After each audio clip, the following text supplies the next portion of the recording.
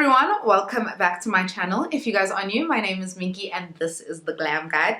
Please make sure you hit that subscribe button right down below so that you guys can join the Glammy fam and that you don't ever miss out on any of the action. Alright, so today we are going to be doing a Q&A. You guys have asked, I have seen, I am here to respond. Okay, so without any further ado, let's just jump straight into the video. So the first question was not really a question but a comment. You are very beautiful. I think you're one of the really cool influencers. I love you. Thank you very much. I love you too. The next question was, did you pass your learner's and driver's license on the first attempt? Girl, nah. For you guys that are not South African, or if you haven't taken your driver's license yet, basically, the process is you have to get your learner's license when you're about 17 years old, and then you practice during that year. So when you have your learner's license, you're allowed to drive on main roads as long as you're driving with someone who is licensed. So your learner's license, you have to learn from the K53, you guys know. And then it is a written test. So you write it under test conditions. You go to the what is the traffic department? I think that's where you write. Yeah, you go to the traffic department and then you write your test there, and then once you pass, then you go and you take your pictures and whatever, and you get your learner's license. My learner's license I got on the first attempt. Okay, I studied so freaking hard. I was just like, listen here, okay, ain't nothing gonna stop me. Ain't nothing gonna stop me, because I wanted my learner's license so bad, because I had already started learning how to drive even before I went to go get my learner's. But yes, I was so like studious, and I was just like, I'm going to get my learner's license on the first attempt, and I did. Driver's license, not so much. Okay, so my driver's license, I think I got my driver's license, I think it was my fourth attempt. They are very, very, very strict when it comes to getting your driver's license. The guy gets in the, what do you call him? A facilitator, I suppose. So he gets into the car and then we are driving into the lot, right? And as you get into the lot, there's actually a stop sign. So in my mind, I'm not thinking, and I think this was the first time that I failed. In my mind, I'm thinking that like the test hasn't started yet. Boy, was I wrong. But I was wrong for that anyways, because I just drove through it. You never drive through a stop sign, and I just drove through the stop sign, and lo and behold, it was part of the test. And so I actually failed that test without even getting onto the lot. So the next question is, how old are you? So I am 26, guys. I'm 26. I'm really, really getting up there in age. Next question is, when are you having a child? Boy. To be very honest though, I definitely want to have kids. I feel like it's definitely one of the things I really want to do in my life. I love babies, and I've been so broody, guys. I'm not even going to lie. Like, I love babies. I do want a baby of my own, but I just need the situation to make sense. All right, you guys know what I mean. Like, I need my situation, my life situation, to make sense before I have kids. But I would love to have some babies. I cap it at 2 though. 2 babies I think is more than enough. It's even better if we have some twins. Okay, 2 birds with 1 stone. We don't gotta do that pregnancy thing twice, like, you know what I mean? So 2 kids hopefully one day in the future, but not too far future, but in the future. I'd love to have some babies. The next question is, my favorite foundation of all time, MAC Studio Fix. Okay, my ride or die, my go-to foundation, MAC Studio Fix. It's the one foundation that has never ever ever let me down. And there are a lot of foundations that I definitely do use and do love, and I will include them in upcoming videos and stuff. But if I had to live with one foundation for the rest of my life, it would have to be MAC Fix Plus, and I am in the color NC46. Yes. Any advice for people who want to start a YouTube channel? Listen, when it comes to giving advice about YouTube, I'm probably the last person to ask, because I feel like I'm one of the most inconsistent people of YouTube. on YouTube, and I love it so much. Like, I love YouTube, but YouTube is something that you should do as a passion. Don't look at YouTube as like a quick money maker or whatever, because it's definitely not going to make you money, especially right off the bat. And YouTube is something that you need to be consistent with. Look, I'm happy, like I'd love to post more, but my life doesn't always really allow.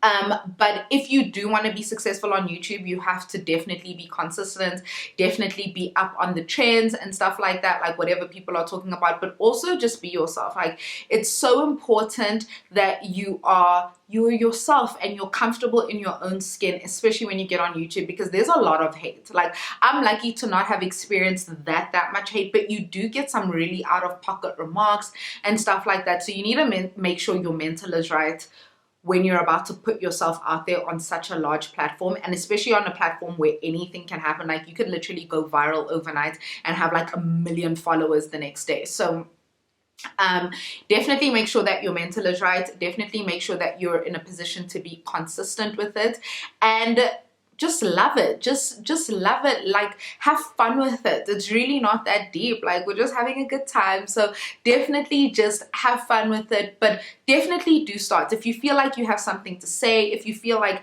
there are things that you want to share with the world and stuff, definitely do it. There is more than enough room on this YouTube thing for all of us, and for all of us to succeed, and for all of us to just enjoy each other's content and have a good time, is how I see it. Yeah. How was it being a wag? Okay.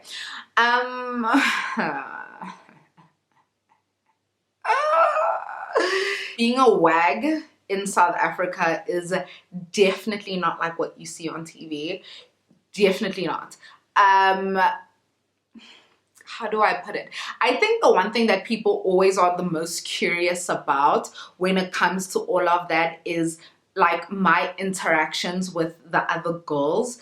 And you know what? To be very, very honest, like, for the most part, most of these girls are really lovely, and especially like in the cricket circle, like, it's like the culture there is like very, very chill, like very down to earth. Everyone's just like living their own lives, and just, you know, like a lot of the girls are like nail techs, teachers, lawyers, like just regular girls, you know, regular girls, makeup artists and stuff like that. Just regular girls, really, really nice, like down to earth girls.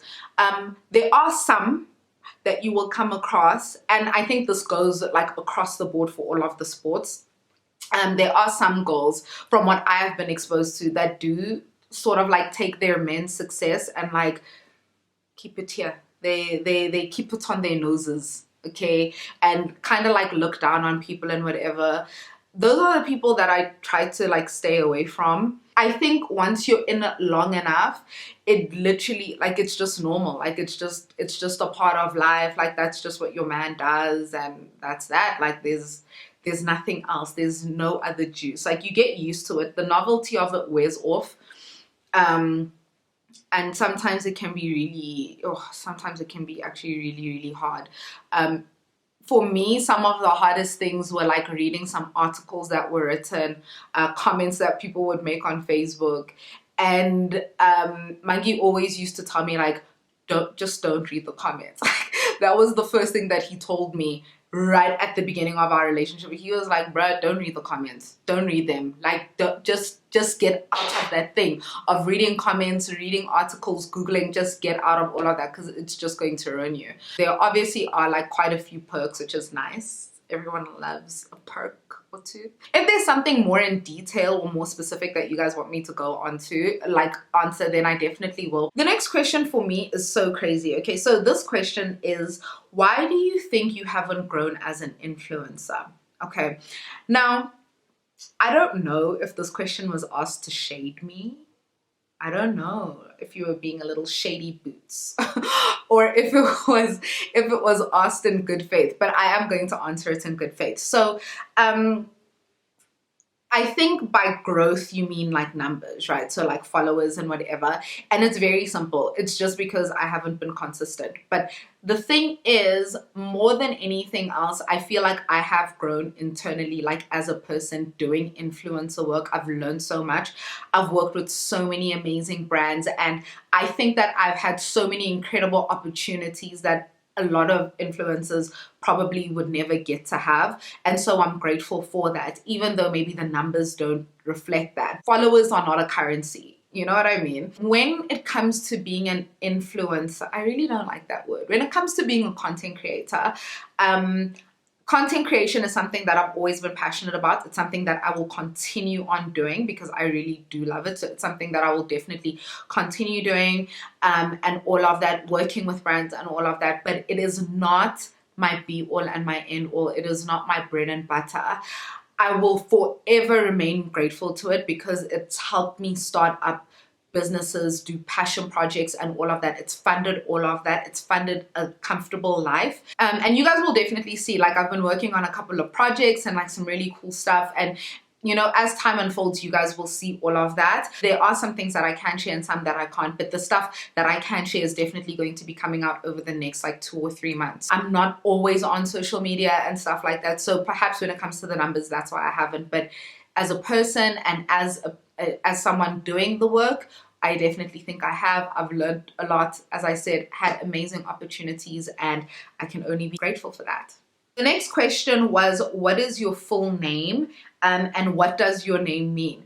And I find this so funny because people still refuse to believe the fact that Minky is my government name. I promise you guys, like, Minky really is my name. So my name is Minky Mothabela. Actually, like years ago, I mean, oh guys, we're talking maybe like even 20 years ago, my mom had this made, and it's basically a frame thing of our names. So Minky, Lebogang, which is my brother, and Michelle, which is my sister. And so this has our names on it, and we keep it in the entrance hall of our house.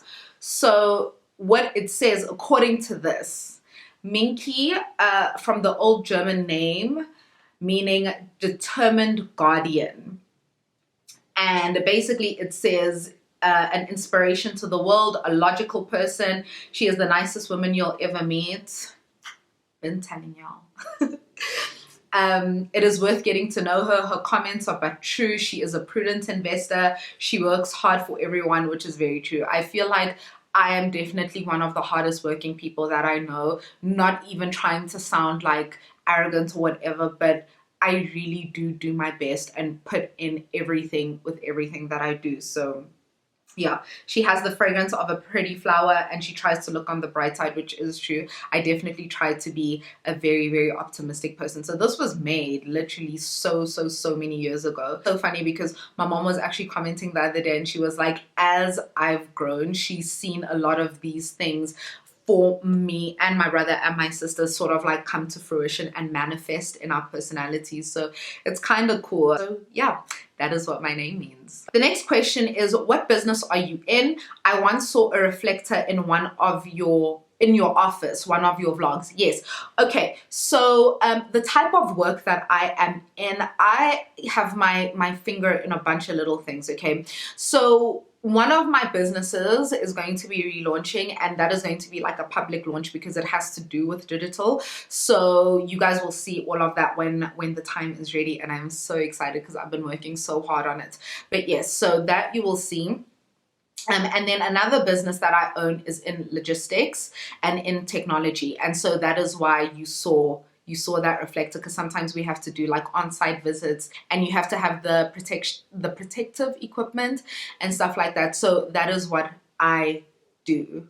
Very beginning stages of it, but that is pretty much what my job is. And also being a YouTuber is a part-time job for me. It does bring income in as a content creator, so that is another one of my jobs. So yes, own 2 companies, one in logistics, one in digital, and I have 2 side hustles, one being content creation, and the other one you guys will see again will be launched soon. So definitely looking forward to that. And that is it, guys. I really hope that you guys enjoyed this video, this Q&A, getting to know me a little bit more. Definitely comment down below what other questions you guys may have for me. They can be like anything related. I'm happy to answer them for you. I love you guys all so much.